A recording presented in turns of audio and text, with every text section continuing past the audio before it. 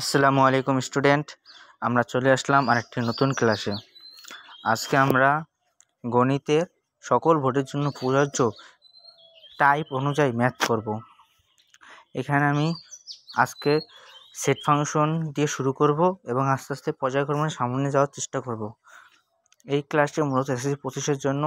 এখন যারা এসএসসি 26 এবং 27 আছে তারা এই ক্লাসটি করতে পারবে, তাদের জন্য প্রযোজ্য। কিন্তু হয়তোবা তারা ক্লাসটি এখন বুঝবে না, তাই তারা বইয়ের পড়া শেষ করে তারপর এই ক্লাসটি দেখতে হবে। আমি আর কথা বাড়াবো না,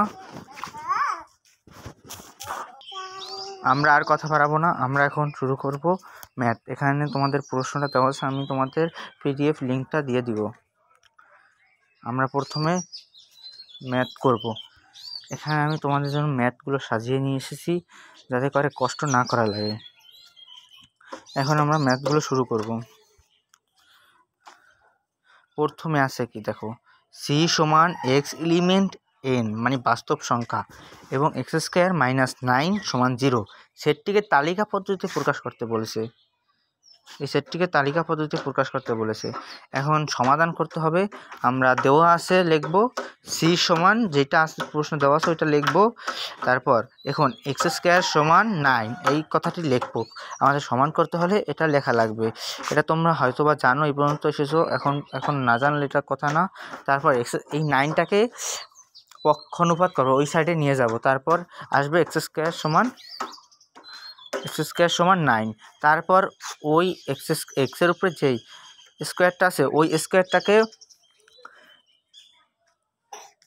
ওই 9-এর উপর আনবো, তাহলে হবে রুট হলে প্লাস মাইনাস হবে এবং এক্সের মান হবে +-3 এবং আমাদের মূল আনসার। কিন্তু এক্স -3 গ্রহণযোগ্য নয়, কারণ -3 নট এলিমেন্ট n মানে -3 বাস্তব সংখ্যার ভিতর নাই।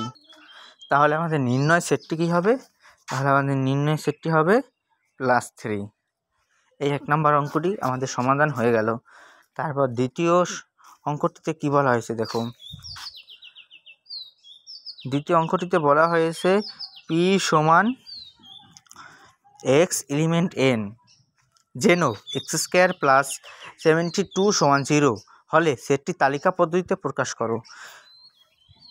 আমরা জানি তালিকা পদ্ধতিতে প্রকাশ করতে হলে ভিতরে যদি কোনো কোনো সমীকরণ দেওয়া থাকে তাহলে আমরা প্রথমত মিল্টন ব্রেক করার চেষ্টা করব।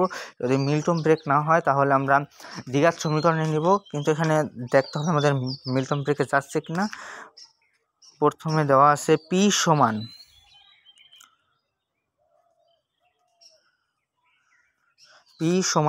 আমরা যেটা আছে প্রশ্নে সেটা উঠাবো।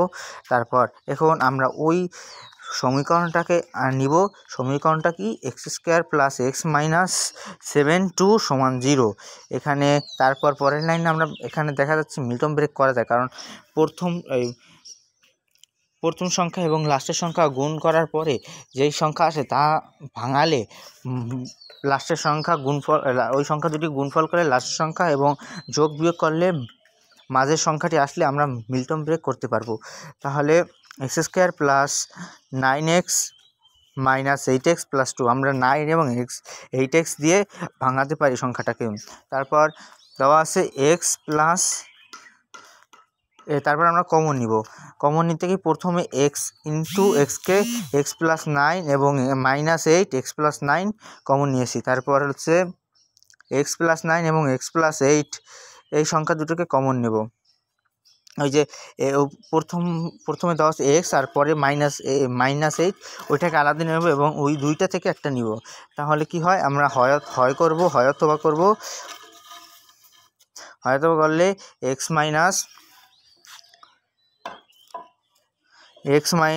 প্লাস 9 সমান 0 এবং এক্স সমান -9।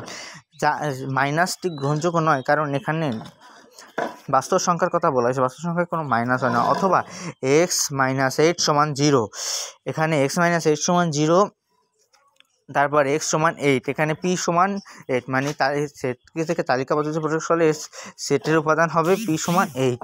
তাই আমরা বলতে পারি এই ম্যাথগুলো খুবই সহজ এবং পরীক্ষা আসার মতো, অন্তত ক নাম্বারে আসবে, না হলে এমসিকিউতে আসবে। তাই তোমরা এই ম্যাথগুলোকে খুব অবহেলা করো না, মাঝে মাঝে প্র্যাকটিস করো।